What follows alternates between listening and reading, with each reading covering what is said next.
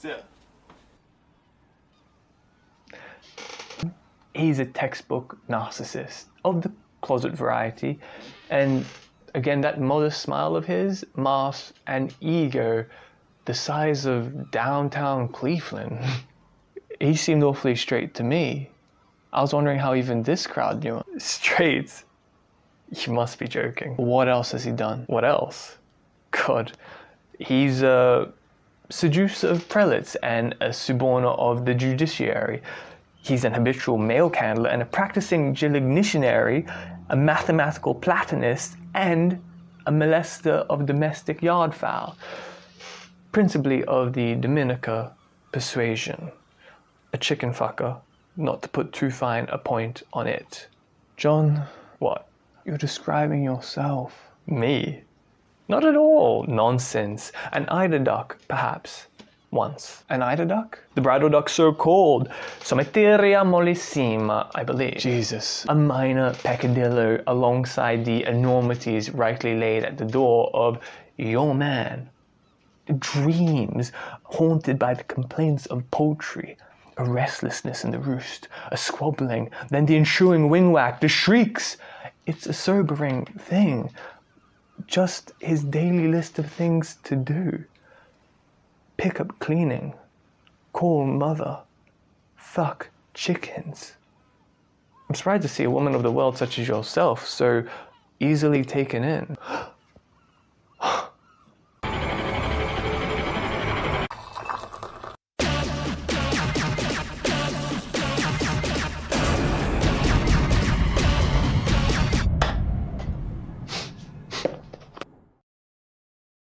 McCarthy's new book called The Passenger, I hoped would be beauty's ambassador, but when entering her doors, I stepped onto floors too drab for this red-handed scavenger. Oh no, is he saying what I think he's saying? Surely this is a masterpiece. James, tell me this is a masterpiece. Oh, shh. Let me give you a disclaimer first. I am a deep admirer of McCarthy, and The Passenger, to me at least, my boys, I'm telling you. I'm just gonna say it's a little bit of a disappointment. Okay, let me get into it though. I finished reading The Passenger last night, thank God. Where to start? If The Road was prophetic tragedy, then The Passenger is more like observational comedy a la McCarthy. It's basically Cormac McCarthy's In Search of Lost Time Frankenstein with Kafka's The Trial. Or as the Times critic Michiko Kakutani once called Pynchon's off-brand novels. Off-brand? She called them Pynchon Light. Well, to me, this felt like McCarthy Light, just as No Country for Old Men is McCarthy Light. Now, why do I think that? This is not up to McCarthy standard. Well, the writing's just not up to snuff. It's not that sharp and penetrating prose that we're so used to in McCarthy. And maybe that's because he's just relaxed a little and letting himself be more laid back. But this more relaxed McCarthy, I feel like I can see the writer's hand now. But we have to start from the start, and the start is the title, The Passenger. On the outset, superficially, it's quite plain, and we know McCarthy to be a little bit more sneaky than that. So as we see throughout the novel, the passenger can be poetically twisted to fit many different perspectives. Of course, the passenger of a plane is the first thing it references, the passenger who's missing on the plane. Then we have a sister who's schizophrenic and her hallucinations are named also as passengers. And then we have the protagonist who is a passenger in life, or you could say his soul is a passenger in his body. Ideas are passengers that come into your head,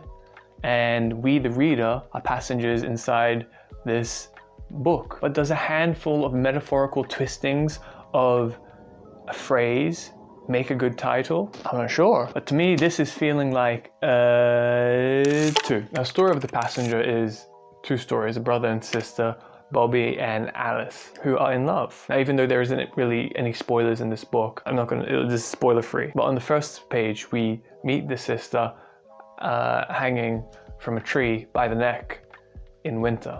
So she's dead. The main part of the book is Bobby, the brother, living his life. And the second part of the book, which is the part I like much better, is Alice's story, her past told in flashbacks, and this is the, you might say, the most interesting interactions with her hallucinations because she has schizophrenia. And of course, being named Alice, you get the juxtaposition between Lewis Carroll's Alice in Wonderland and this more mature, grim, very dark, mathematical Lewis Carroll again. Hallucinatory, real world, which is not a wonderland, but more like a death land, a depression land, medication land, a sedation land. And so that's the second story. And my God, I could not wait to get to Alice's parts and to the third character, basically, called the thalidomide kid. The name suggests a lot, as do most of the names in this book, actually.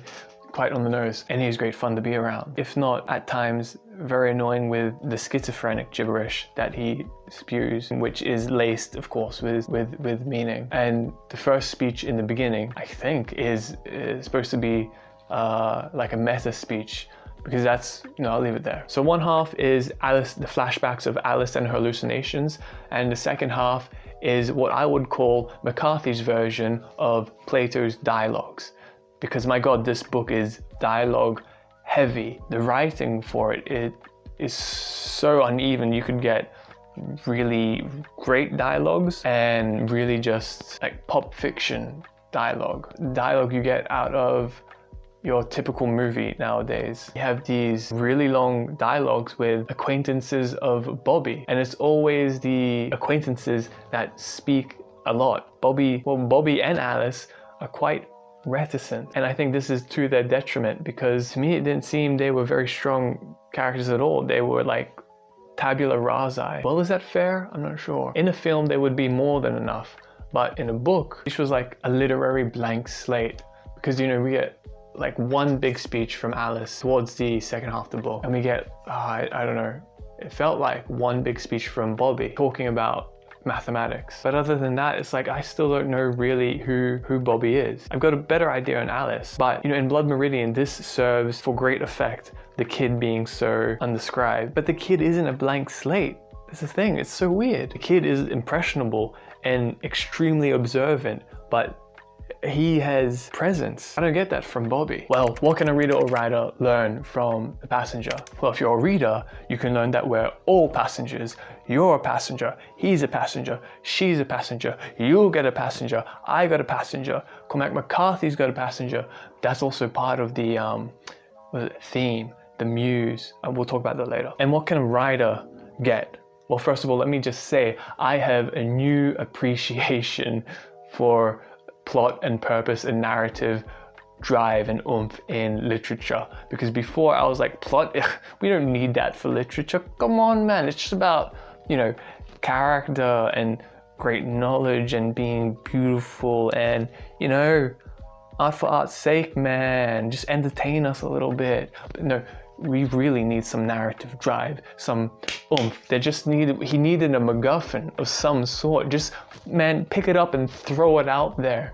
At least you could have searched a little bit more for The Passenger. I mean, spoilers. But brother, reading this book will impress upon you the importance of having some sort of encompassing point and narrative drive. What happens in Catcher in the Rye? You got Holden and he walks around the city for a whole book and it's so goddamn fun, but it isn't visceral in The Passenger. Kind of cold and analytical, and not in a cool sense like Dostoevskian analysis. Why is that? Well, I guess we'll get into it here. When I say I can see the writer's hand, I can see a decades-long worth of separate notes stitched together in conversations of Bobby with an acquaintance. And the stitching isn't really well hidden. I mean, if you're a writer, you kind of know what I'm talking about, because we all do this. You have some good paragraphs and you're like, I want to get this in the story, I need to fit it in. But when you fit it in, you've got to stitch the top of it and you've got to stitch the bottom of it, so you conceal the fact that you've stitched it into the story. It's got to run smoothly. And with The Passenger, I feel like if I run my hands over all the paragraphs, especially the dialogues, I can feel the stitching everywhere. You know what I mean? It's kind of disheartening, man. And you also got this attempt at Joycean frisson, I guess you could say, at trying to be fun with the wordplay, but it never really reaches that Joycean gusto, of inventiveness with the words. And also it comes with the metaphors as well. When you read Blood Meridian, every time you come upon the word as if or like, there's going to be this world-shattering metaphor that's just going to eat you alive. But with this, the metaphors, where are the metaphors? You've got some nice thematic imagery, especially like a motorized schooner with all of its sails down, but still moving forward through a shipyard with cranes around it, kind of symbolizing the old age of religion in a modern society. And the religion now is not sailing through the seas with its sails anymore, but it's got, a diesel engine on the back pushing it forward. So you might say it's not the wind of God, it's the machinery of man that keeps religion moving forth. But this image is it's just a one paragraph fleeting image. And maybe this is because the book was written over such a long period of time, I'm not sure.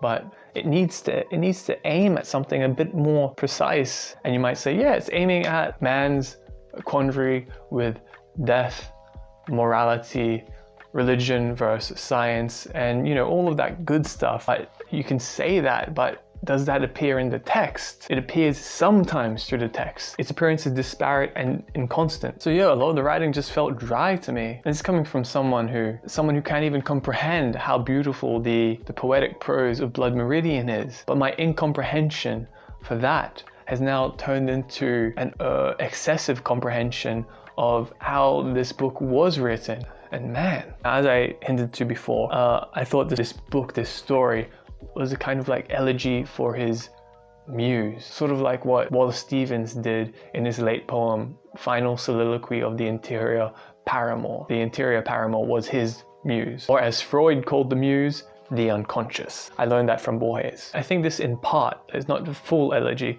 but it's partly an elegy.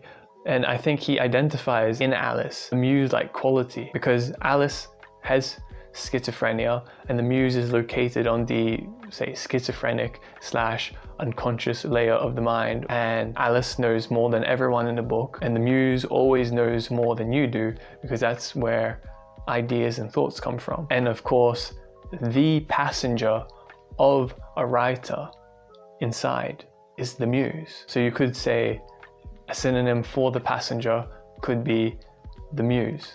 But of course, so many things can synonymously fit into that category. Now, two big obsessions in this book, the nuclear bomb and death. There's more, of course, religion and science, whatever. Or you could say the arts and science. But it was really weird. Anytime we came to the topic of the nuclear bomb and man's ability to exponentially get better at destroying himself as technology gets better. Every time we came upon these topics, I always felt like I just wanted to be watching Twin Peaks season 3. It's kind of a weird connection, but if you read the book, you'll totally understand why, because it's kind of got the same feel, except Twin Peaks has got an even better feel. And if you've seen that Twin Peaks season 3 episode, I think like episode 8 or 9, where it's just 60 minutes of abstract cinema, which begins with the explosion of a nuclear bomb. I think that is a better essay, a better artistic dissertation on man's destructive capabilities than what we get in The Passenger. Its second obsession with death, well, all of literature is obsessed with death, obviously, but in The Passenger, it seems as much as it tries, it bangs its head against that hard wall of death and can never penetrate. And so what we have here is just another writer cuckolded by Mother Nature, that big old meanie. Or I guess you could call it original chaos, the archaic night. All right, now with all this said, how jealous am I of the technical aspects of The Passenger? Honestly, bro, I think it's a 0. Like, I don't feel nothing. I don't know, have I become ungrateful? That's a good question, James. You should answer it one day. Oh yeah, and the suicide thing of Alice. She's very pro-suicide, because very smart people are pro-suicide, obviously, because when you get to 200 IQ, you can only really be a kind of crypto-cynic, where a post-crypto-cynic, where you've gone past the point of cynicism, but in reality, you're still cynical, but just in a kind of post-cynical way.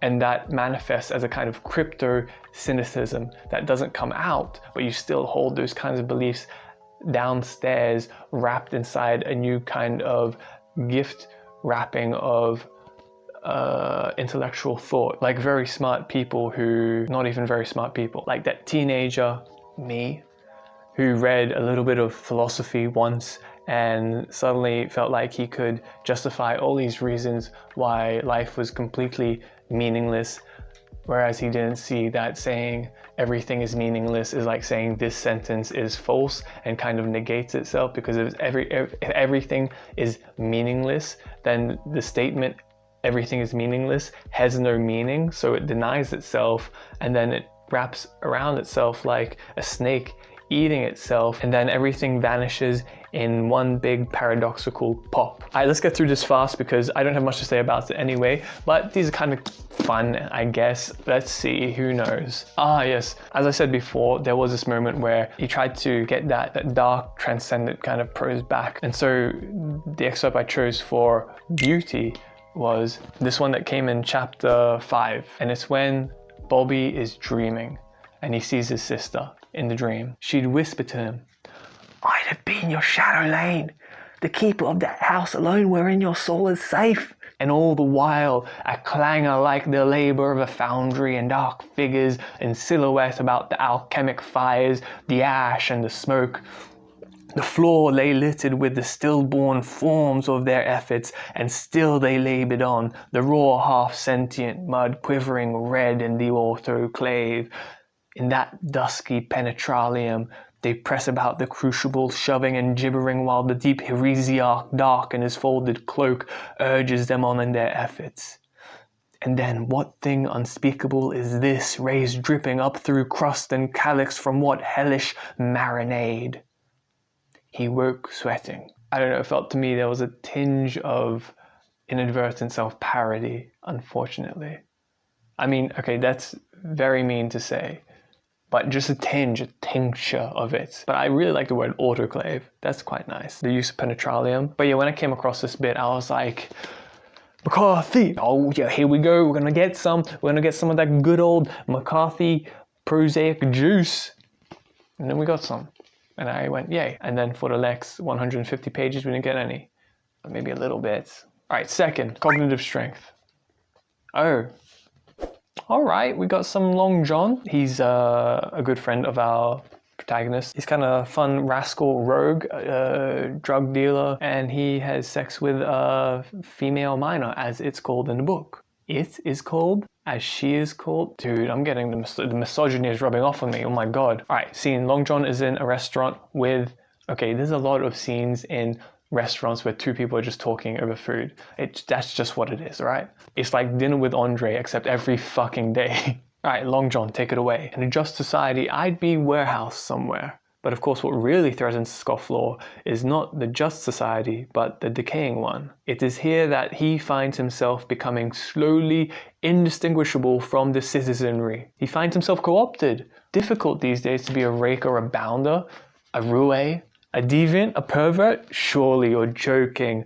The new dispensations have all but erased these categories from the language. You can no longer be a loose woman, for instance, a trollop. The whole concept is meaningless. You can't even be a drug addict. At best, you're just a user. A user? What the fuck is that? We've gone from dope fiends to drug users in just a few short years. It doesn't take Nostradamus to see where this is headed. Real trouble doesn't begin in a society until boredom has become its most general feature. That's kind of a nice one. Man, come on now. This is an exception where we do get some thoughtful originality. But, you know, it's half original and it's half not. We've all had this thought before. And it hasn't come back to us, as Emerson said, with alien majesty. It's come back with a kind of immigrant majesty, a next door neighbor kind of majesty. All right, and finally, the wisdom that I picked out here was actually some good wisdom. How about that? Chapter 10, I think, near the end. Long John again, and he also calls Bobby Squire. But he says here, "I wish I had other words for you, Squire. To prepare for any struggle is largely a work of unburdening oneself. If you carry your past into battle, you are riding to your death. Austerity lifts the heart and focuses the vision. Travel light. A few ideas are enough. Every remedy for loneliness only postpones it, and that day is coming in which there will be no remedy at all. I wish you calm waters, Squire. I always did. Now, any parts worth memorizing? That last one was pretty good. I mean, wisdom, sure. We could all use a bit more of wisdom. And we should all travel light. A few ideas are all we need, because usually most of us travel with nothing and are idealists. What else did he say? Every remedy for loneliness only postpones it. Yes, very true. Most of us have experienced that firsthand. If you carry your past in the battle, you're riding to your death. True as well. Sure, true. Very good, but will I be memorizing it myself? I don't think I have the gigabytes free. Sorry, McCarthy. I love you though. Now, I don't want to do this, but the Bow score, Beauty Rosé Wisdom score, ugh, I'm sorry. I mean, how would you feel rating the Old Masters of Art, going to like a Caravaggio and being like, oh yeah, it's 3 out of 5. I mean, who does that? I do that. Painful to say it, man, but this is a 1 to me. I feel shameful saying it, you know? Because I've learned so much from Cormac McCarthy. But let's just get past today and forget about it. Anyway, are we done? I think we're done. God, what a horrible review. Well, if you want more like these... Why are we still here? Next book we're reading is The Odyssey by Homer. This was just like a one-off. I had to read The Passenger straight away. But now we're getting back on course with all the classics. All right, fucking hell yeah, bro. Let's get the fuck out of here. Ciao.